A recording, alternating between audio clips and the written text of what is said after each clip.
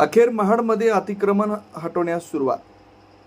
गेले काही दिवस चर्चेत राहिलेली महाड शहरातील बेकायदेशीर अतिक्रमण हटाव मोहीम अखेर महाड नगर परिषदेमार्फत बुधवारी सुरू करण्यात आली। सकाळपासून छत्रपती शिवाजी महाराज चौक तसेच एसटी बस स्थानक परिसरातील अतिक्रमणे महाड नगर परिषदेने हटवण्यास सुरुवात केली। या कारवाईला विलंब होत असल्याने महाडकर नागरिकांमध्ये प्रशासनाविरोधात नाराजीचा सूर होता। राजकीय हितसंबंधामुळे या कारवाईत अडथळे येत असल्याची चर्चा सर्वत्र रंगू लागली होती।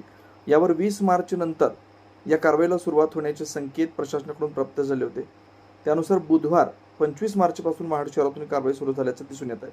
या कारवाईविषयी महाड नगर परिषदेचे मुख्य अधिकारी धनंजय कोळेकर यांनी माहिती दिली। महाड नगर परिषद हद्दीतील वाढते अतिक्रमण पाहता या संबंधित नागरिकांच्या वगैरे तक्रारी येतात। त्या अनुषंगाने आम्ही आज कारवाई सुरू केलेली आहे। त्यासाठी नगर परिषदेचे सर्व कर्मचारी तसेच पोलीस बंदोबस्त घेण्यात आलेले आहेत। याशिवाय काल आपण अतिक्रमणधारकांना दौंडी देऊन सूचनाही देण्यात आली की स्वतःहून अतिक्रमण काढण्यात यावं, याद्वारे नुकसान होणार नाही। काढण्यात आलेले आहेत स्वतःवरून, परंतु काही अजूनही तशीच आहेत की अतिक्रमण काढण्याची कारवाई सुरू आहे। कारवाई कायम स्वरूपी राहणार का?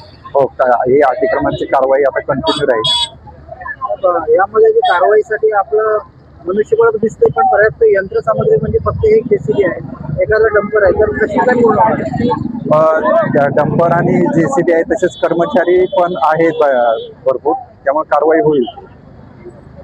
महाड शहरातील मेन रस्ते सोडून गल्ली बोर्ड तुम्ही या अतिक्रमणामध्ये घेणार आहात? हो, याशिवाय गल्ली बोर्ड वगैरे पण जिथं अतिक्रमण केलेलं आहे रस्त्यावर ते सर्व घेणार आहोत।